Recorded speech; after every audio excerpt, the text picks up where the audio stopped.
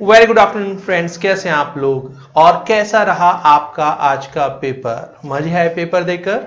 So friends, मेरा नाम है विवेक गोयल और हर बार की तरह एक बार फिर मैं आपके सामने हूँ प्रीव्यू लेकर, रिव्यू लेकर आज के पेपर जो था CS executive tax paper for जून 2017। अगर हम पेपर के लेवल की बात करते हैं तो ये पेपर बहुत आसान नहीं था, मगर ऑन अदर हैंड बेटा पेपर मुश्किल भी नहीं था। जी हाँ, एग्जामिनर ने एक एवरेज पेपर आपसे पूछा है, बट दैट इज श्योर बहुत सारे ऐसे स्टूडेंट हैं जिन्हें बेटा इस एवरेज पेपर में सॉल्व करने में प्रॉब्लम हुई होगी। रीजन बीइंग, प्रॉब्लम क्वेश्चंस में नहीं थी, प्रॉब्लम थी क्वेश्चंस किस तरीके से पूछे गए हैं। समवट टेक्निकल पार्ट थोड़ा सा हर बार से ज्यादा था इस बार आपके एग्जाम में। And one more thing which I am accepting कि बेटा शायद एग्जामिनर ने ये पेपर ऑलरेडी दिसंबर में बनाकर रख दिया था। दिसंबर में शायद 2 पेपर बनाए गए थे, एक ऑलरेडी दिसंबर में पूछ लिया गया था और एक आप लोगों को इस बार जून में पूछा गया है। Why I am saying this? Reason being बेटा, if I am talking about direct taxation, income tax, बेटा इनकम टैक्स में असेसमेंट ईयर 2017-18 आपके एग्जाम में एप्लीकेबल है। एंड फॉर दिस आपको फाइनेंस एक्ट 2016 पढ़ना था। ठीक है, When we talking about service tax part B की बात करते हैं, क्योंकि वैट में वाइट पेपर पढ़ते हैं तो as such there is no amendment. अगर हम सर्विस टैक्स की बात करते हैं बेटा, यहां पर भी हमारे पास फाइनेंस एक्ट 2016 ही एप्लीकेबल है। But what is the main difference? बेटा सर्विस टैक्स में फाइनेंस एक्ट 2016 ऑलरेडी दिसंबर 2016 में एप्लीकेबल हो चुका है। मतलब अमेंडमेंट्स जो दिसंबर 16 में एप्लीकेबल थी वही आपकी जून 17 में भी एप्लीकेबल थी। यस, कुछ नोटिफिकेशन थी जिनको आपको एडअप करना था।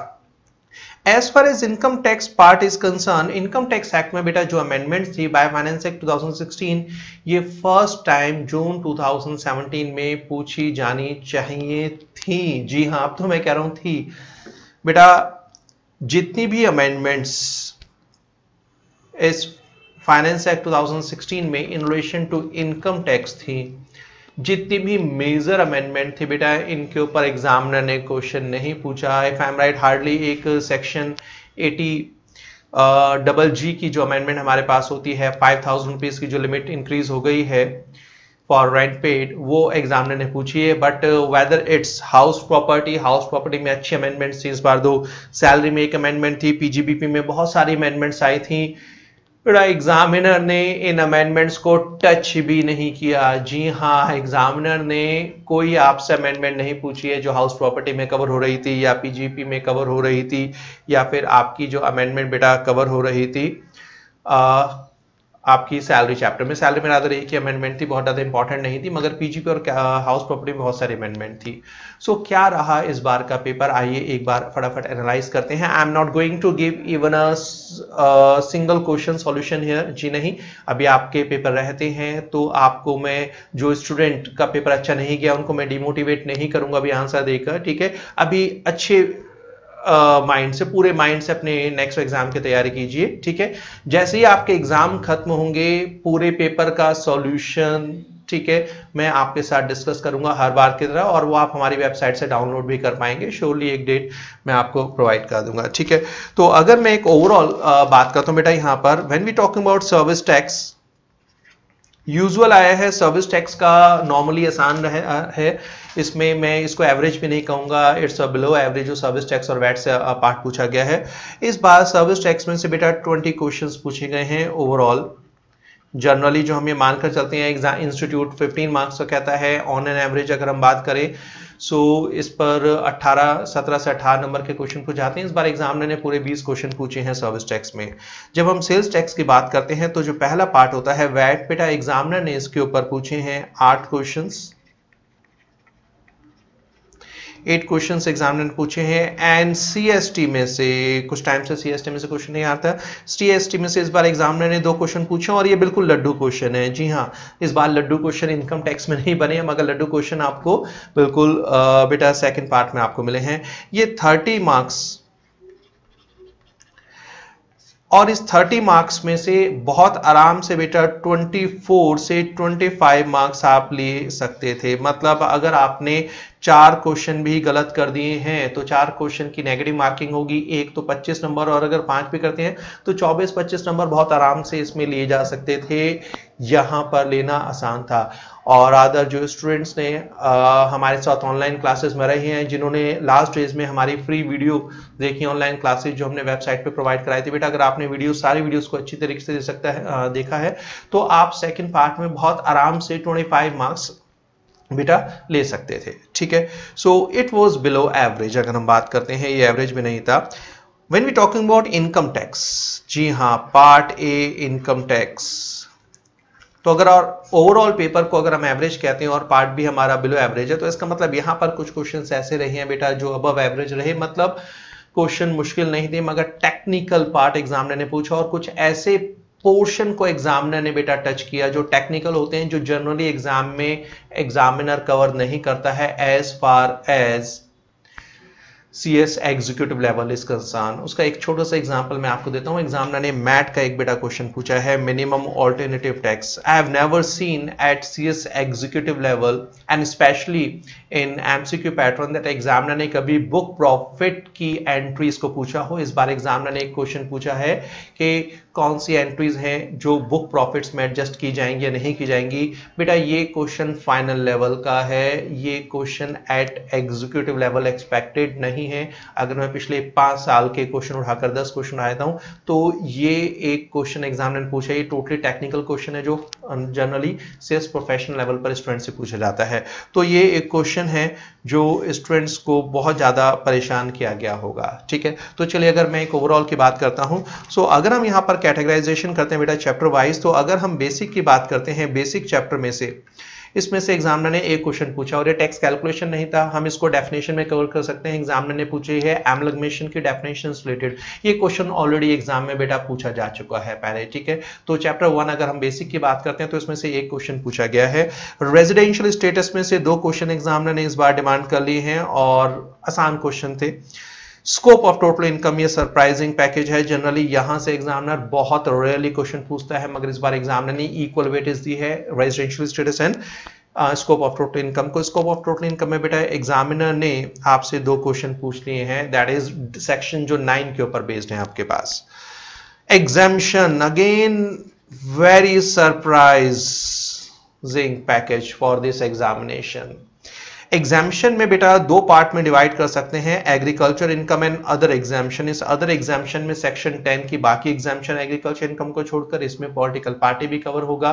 सेक्शन 13A में इसमें ट्रस्ट भी कवर होंगी। सेक्शन 11, 12, 13 में कवर होती हैं बेटा। एग्जामिनर ने एग्रीकल्चर इनकम के ऊपर 2 क्वेश्चन पूछे हैं और अगर आपने एग्रीकल्चर इनकम पढ़ा हुआ है तो बहुत आसान क्वेश्चन थे। एक पार्शियल इंटीग्रेशन के ऊपर क्वेश्चन था जिसमें आपको agriculture plus non agriculture income को प्लस करते हुए टैक्स कैलकुलेट करना था, और दूसरा हमारे पास था बेटा जहां पर आपको रेशियो लगानी थी, जो 60-40 की हमारे पास रेशियो होती है। 60-40 की रेशियो होती है, 75-25 की रेशियो होती है, 65-35 की वो रेशियो लगाई थी। आपको डिसइंटीग्रेट करना था agriculture and non agriculture income. तो ये बहुत आसान क्वेश्चन थे। ठीक है, प्रोवाइडेड आपने किए हुए हैं। ये एक ऐसा पोर्शन है, it was totally unexpected. Generally examiner 1-2 question पूछ लेता है, ठीक है, मगर इस बार एग्जामिनर ने बेटा यहाँ पर 4 क्वेश्चन पूछे हैं, जिसमें से ट्रस्ट का क्वेश्चन पूछा गया, रिवर्स मॉर्गेज का क्वेश्चन पूछा गया, इफ आई एम राइट एक स्कॉलरशिप से रिलेटेड भी बेटा क्वेश्चन था। तो 4 क्वेश्चन पूछे गए।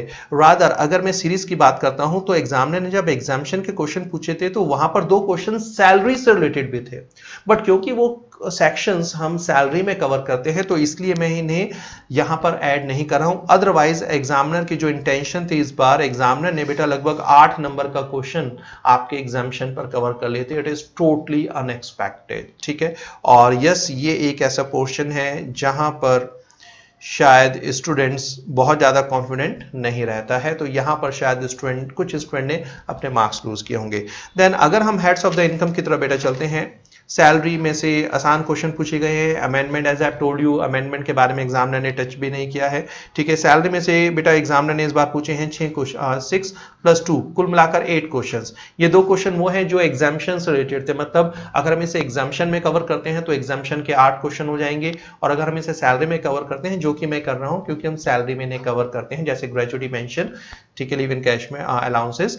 तो बेटा ये कुल मिलाकर 8 क्वेश्चन इस बार आपके सैलरी में से रहे हैं, जो हम बार कहते हैं salary is one of the most important chapter. House property में से इस बार 2 अमेंडमेंट थे, एग्जामिनर क्वेश्चन पूछ सकता था, एग्जामिनर ने अमेंडमेंट्स कवर नहीं की, आसान क्वेश्चन पूछे गए और कुल मिलाकर 3 क्वेश्चन हाउस प्रॉपर्टी में पूछे गए।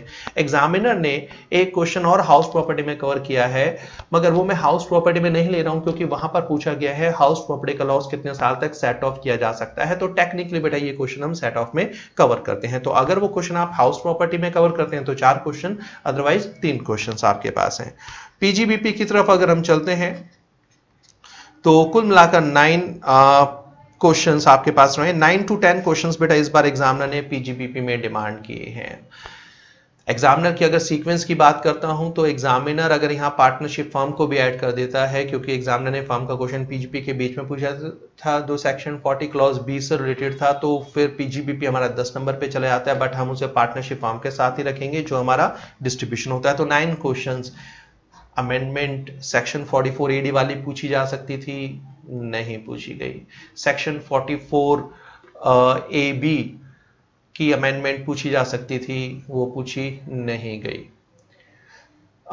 यहां पर एक क्वेश्चन थोड़ा सा एग्जामिनर ने टेक्निकल करा, मुझे पता है बहुत सारे बच्चों ने छोड़ा होगा बेटा, सर्जिकल इक्विपमेंट्स पर आपको डेप्रिसिएशन का रेट गिवन नहीं था जो आपको करना था, ठीक है। जनरली डेप्रिसिएशन के रेट इतनी डिटेल में स्टूडेंट नहीं करते हैं, तो दैट वाज अ क्वेश्चन जो शायद कुछ स्टूडेंट को ने प्रॉब्लम फेस किया होगा। कैपिटल गेन में से बहुत कम, सिर्फ बेटा 3 क्वेश्चंस पूछे गए। कैपिटल गेन में बहुत बड़ा चैप्टर है, एग्जामिनर बहुत सारे क्वेश्चंस आपसे डिमांड कर सकता था, बट 3 क्वेश्चन पूछी गई, जिसमें से एक एवरग्रीन सेक्शन था, सेक्शन 54EC। एग्जामिनर 54E जो नया सेक्शन है डब्ल्यू, वहां पर जा सकता था बेटा, एग्जामिनर नहीं गया, एग्जामिनर ने EC ही आपसे डिमांड किया, ठीक है। तो ये 3 क्वेश्चन पूछे गए। Again surprise package, income from other sources. जी हाँ, surprise package, income from other sources को हमेशा हम अपनी क्लास में बेटा 2 पार्ट में डिवाइड करते हैं। एक होता है टैक्सेशन ऑफ गिफ्ट्स और दूसरा होता है अदर।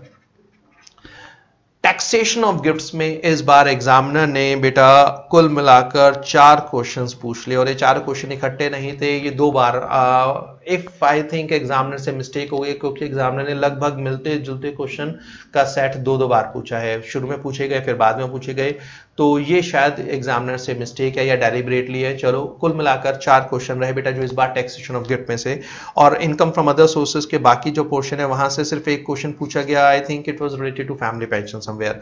तो कुल मिलाकर 5 question income from other sources से, जितनी इसकी एक्सपेक्टेशन थी बेटा उससे ज्यादा क्वेश्चन पूछे गए हैं। एक क्वेश्चन जो हमेशा मैं एग्जाम में लेवल से बात करता हूं, बच्चे चाहे तो छोड़ सकते हैं, रादर 2 क्वेश्चन चैप्टर में कहता हूं एग्जाम बच्चे छोड़ सकते हैं। One is clubbing of income, rather important है, ठीक है, और दूसरा settlement of cases. Settlement of cases में से आज तक कोई क्वेश्चन बेटा नहीं बना है, इस बार भी नहीं बना एज यूजुअल, ठीक है। क्लबिंग ऑफ इनकम बहुत बड़ा चैप्टर है, अच्छे क्वेश्चंस बन सकते हैं, बट जनरली एग्जामिनर ज्यादा क्वेश्चन नहीं पूछता है। इस बार भी क्लबिंग में से बेटा सिर्फ कुल मिलाकर एक क्वेश्चन पूछा गया, ठीक है, जहां पर फादर इन लॉ ने अपने सन्स वाइफ और डॉटर इन लॉ को हाउस गिफ्ट किया है, तो वहां पर इनकम आपको कैलकुलेट करनी थी। श्योरली कैलकुलेट करना सीखेंगे जब पूरा मैं डिस्कशन आपके साथ करूंगा। सेट ऑफ एक इंपॉर्टेंट चैप्टर बन चुका है पिछले कुछ अटेम्प्ट से। 3 क्वेश्चंस बेटा पूछे गए यहां से सेट ऑफ में से। एक तो मैंने आपसे कहा था वो हाउस प्रॉपर्टी वाला पार्ट था, 2 और क्वेश्चन यहां पर पूछे गए, बहुत आसान क्वेश्चंस थे। डिडक्शन ने इस बार निराश किया। डिडक्शन इज अ चैप्टर बेटा जहां से एग्जामिनर 6, 7, 8 क्वेश्चंस लेकर आ सकता है, और हर बार डिडक्शन में अमेंडमेंट रहती है, नए नए चेंजेस आते हैं। एग्जामिनर ने सिर्फ एक अमेंडमेंट को कवर किया, वो था सेक्शन 80GG की, जहां पर लिमिट 2000 से बढ़कर 5000 हो गई है, मगर एग्जामिनर ने डायरेक्ट नहीं, एग्जामिनर ने कैलकुलेशन करवा के बेटा ये क्वेश्चन पूछा है। तो कुल मिलाकर इस बार बहुत कम, अगर कंपेयर करते हैं सेट ऑफ करने में जितना टाइम लगता है उससे 6 to 7 टाइम्स ज्यादा हमें डिडक्शन में डिवोट करना पड़ता है, मगर सेट ऑफ में भी 3 क्वेश्चन पूछे गए हैं और डिडक्शन में से भी 3 क्वेश्चन पूछे गए हैं, ठीक है। Advance tax, it was one of the favourite chapter for this examination. Why? Because advance tax में 2 अमेंडमेंट्स थी इंपॉर्टेंट। एक तो नॉन कंपनी की जो ड्यू डेट्स थे उनको कंपनी की ड्यू डेट्स के साथ एट पार लेकर आए थे, और दूसरा एक केस हटा दिया गया था कि इन केसेस में एडवांस टैक्स नहीं लगता, तो सेक्शन 44AD वाली इनकम को वहां से खत्म कर दिया गया। बेटा दोनों में से कोई भी अमेंडमेंट एग्जामिनर ने नहीं पूछा, रहा एडवांस टैक्स को कवर ही नहीं किया इस बार, तो it was expected most important chapter की लिस्ट में था अमेंडमेंट के कारण, मगर एग्जामिनर ने बेटा इसको टच नहीं किया है। मतलब and this is the reason what I am saying कि एग्जामिनर शायद ऑलरेडी दिसंबर में पेपर ये बनाकर रख चुका था और फिर वही पेपर इंस्टीट्यूट ने इस बार उठाकर आपको दे दिया है, क्योंकि सर्विस टैक्स के चेंजेस तो कवर हो रहे हैं, और सर्विस टैक्स में से मैंने आपको टॉपिक वाइज क्लियर नहीं किया, वो चैप्टर में करेंगे। पॉइंट ऑफ टैक्सेशन में से इस बार बहुत सारे क्वेश्चंस बने, I think 4 to 5 questions point of taxation में बने हैं, और सर्विस टैक्स और वैट में पिछले 2 बार से एक क्वेश्चन रिपीट हो रहा है, और इस बार भी हुआ है। रजिस्ट्रेशन कितने टाइम में करवाना जरूरी होता है, इस बार सर्विस टैक्स और वैट में बेटा वो क्वेश्चन बने थे, दोनों में ही। सर्विस टैक्स का भी पहला वही क्वेश्चन था और वैट में भी सेम वही पहला क्वेश्चन था। चलो, टीडीएस अगेन सिर्फ 2 क्वेश्चन पूछे गए हैं। टीडीएस के बहुत सारे सेक्शंस में अमेंडमेंट थी, रादर स्टेटमेंट की डेट, सबमिट करने की डेट चेंज हो गई है, बहुत सारे रेट्स में चेंज हो गए हैं। एग्जामिनर ने सिर्फ 2 क्वेश्चंस बेटा पूछे हैं टीडीएस में से, ठीक है। सो थोड़ा अगर और आगे बढ़े हैं तो अब इसके बाद छोटे छोटे चैप्टर में एग्जामिनर डिस्ट्रीब्यूट कर दिया है। एएमटी में से एक क्वेश्चन इस बार बन गया है, आसान क्वेश्चन था अगर एएमटी आपने पढ़ा हुआ है।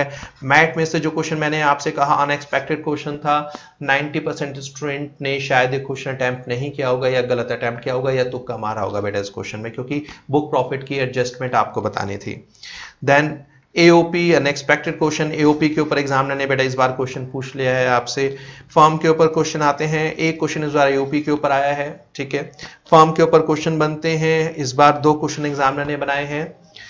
कंपनी के ऊपर यही वाला क्वेश्चन बन गया है, कोई टैक्स कैलकुलेशन का क्वेश्चन एग्जामिनर ने इस बार नहीं पूछा है। डिविडेंड के ऊपर एग्जामिनर ने क्वेश्चन पूछ लिए, जी हाँ डिविडेंड इंपॉर्टेंट था, मगर एग्जामिनर ने जो 2 क्वेश्चन पूछे हैं बेटा वो बिल्कुल डिफरेंट क्वेश्चन पूछे हैं। एक डीम डिविडेंड का क्वेश्चन पूछा है और एक डिविडेंड की कैलकुलेशन पहले एक बार क्वेश्चन आ चुका है, ऑलमोस्ट वही क्वेश्चन एग्जामिनर ने रिपीट किया है। जो अमेंडमेंट वाला पार्ट था अगेन डिविडेंड में 10 लाख रुपए की जो लिमिट थी वो एग्जामिनर ने बेटा कवर नहीं किया, तो डिविडेंड के ऊपर क्वेश्चन पूछे गए हैं। एक डीम डिविडेंड का क्वेश्चन था, ठीक है, फर्स्ट टाइम ऐसा हुआ डिविडेंड में से 2 क्वेश्चन आए हैं, नहीं तो एक डिविडेंड में से कुल मिलाकर पिछले 4 एग्जाम में ही आई थिंक एक क्वेश्चन बना था। इस बार एग्जामिनर नहीं करते 2 क्वेश्चन पूछ लिए, ठीक है।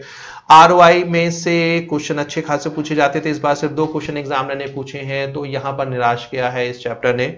अच्छा खासा टाइम डिवोट करते हैं बट नहीं पूछे हैं। असेसमेंट प्रोसीजर में एग्जामिनर ने सिर्फ 2 क्वेश्चन पूछे हैं, इफ आई एम राइट, एक सेक्शन 143 सबसेक्शन 2 या सबसेक्शन 3 से था और एक 148 से रिलेटेड हमारे पास था। अपील से इस बार क्वेश्चन बन गए हैं, अपील से एक क्वेश्चन अपील से था और एक क्वेश्चन था रिवीजन से बेटा, ठीक है। एंड पेनल्टी से एक क्वेश्चन बना है, रादर पेनल्टी से हम 2 क्वेश्चन कह सकते हैं, मगर एक क्वेश्चन जो बना है बेटा वो क्वेश्चन जो आपका बना है it was related to transfer pricing, जो ट्रांसफर प्राइसिंग में ही जनरली हम कवर करते हैं। तो अगर बात कहें पेनल्टी से कुल मिलाकर 2 क्वेश्चन, मगर एक क्योंकि ट्रांसफर प्राइसिंग के चैप्टर में ही हम कवर करते जाते हैं तो वहीं पर वो हमारा ऐड हो चुका है, ठीक है। टैक्स प्लानिंग से इस बार एग्जामिनर ने 2 क्वेश्चन पूछ लिए, टैक्स प्लानिंग से इस बार एग्जामिनर ने 2 क्वेश्चन पूछ लिए।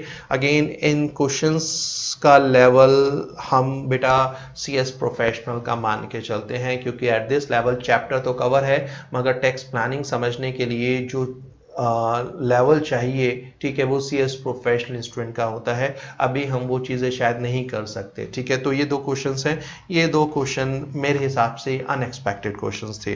डीटीए यूजुअली एक क्वेश्चन आया है, इससे बहुत ज़्यादा एक्सपेक्टेशन नहीं रहती है, आसान क्वेश्चन पूछा गया, आराम से किया जा सकता था। ट्रांसफर प्राइसिंग से 3 क्वेश्चन बेटा एग्जामिनर ने पूछे हैं, जिसमें से एक पेनल्टी का था और सीधे स्ट्रेट क्वेश्चन थे, बहुत ज़्यादा यहाँ परेशान नहीं होना था। एडवांस रूलिंग से एक क्वेश्चन पूछा गया, क्योंकि GAAR इंप्लीमेंट हो रहा है अब, तो एग्जामिनर ने उसकी सिर्फ एक डेट आपसे पूछ ली है, तो ये रहा। सो अगर मैं एक ओवरऑल सिनेरियो की भी बात करता हूं बेटा कि इस पेपर में 60% मार्क्स लेना मुश्किल नहीं था। जो स्टूडेंट ने हमें हमारी फेस टू फेस क्लास में फॉलो किया है या हमें ऑनलाइन क्लासेस में लिया है, रादर अगर किसी स्टूडेंट ने कहीं और भी क्लास ली है और क्लास को अच्छी तरीके से किया है, ठीक है, तो 60% मार्क्स लेना बेटा मुश्किल नहीं था, ठीक है, 60% इसलिए रहा हूँ। अगर 100% आप ले आएंगे तो बट ऑब्वियस है you are the genius, but बेटा पेपर का ट्रेंड हर बार थोड़ा सा डिफरेंट रहता है, तो थोड़े से चेंजेस रहते हैं, इस बार भी रहे, बट स्टिल अगर आपने 70 क्वेश्चंस भी करेक्ट अटेम्प्ट किए थे, ठीक है, तो अगर मैं टेक्निकल पार्ट में कहता हूं कि आपने 30 क्वेश्चंस गलत भी कर दिए तो 70 क्वेश्चंस भी अगर आपने करेक्ट किए थे तो इस 70 में से प्लस आपके होते हैं 70 मार्क्स, और अगर 30 रॉन्ग किए थे तो 30 में से आपके पास मल्टीप्लाई 0.25, बेटा ये हमारे पास आते हैं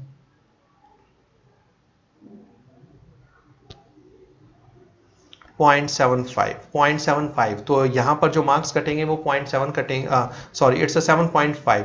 तो यहाँ पर जो मार्क्स कटेंगे वो 7 कटेंगे, मतलब इस पेपर में आप 62 से 63 क्वेश्चंस अगर आपने एक बार भी अच्छी तरीके से कोर्स किया हुआ है प्लस रिवीजन की है तो आप ले सकते थे। So that's it from my side बेटा। बाकी के पेपर के लिए आप लोगों को ऑल द बेस्ट, और बहुत जल्दी मैं डिटेल सॉल्यूशन लेकर आऊँगा वीडियोस के रूप में भी, और साथ में आपको इसके सॉल्यूशन हमारी वेबसाइट पर मिल जाएंगे। अभी वेबसाइट विजिट करने की जरूरत नहीं है जब तक आपके पेपर ग्रुप 1 के खत्म नहीं होंगे, मैं ये बेटा अपलोड करना शुरू नहीं करूँगा, ठीक है। सो द मोमेंट मैं फर्स्ट वीडियो अपलोड करूँगा वेबसाइट पर, हमारे यूट्यूब चैनल पर बेटा, ऑन सेम डे मैं इसका पूरा का पूरा सॉल्यूशन अपनी वेबसाइट पर डाउन अपलोड करके आपको लिंक शेयर करूंगा। सो मिलते हैं नेक्स्ट वीडियो में, till then keep learning and all the best.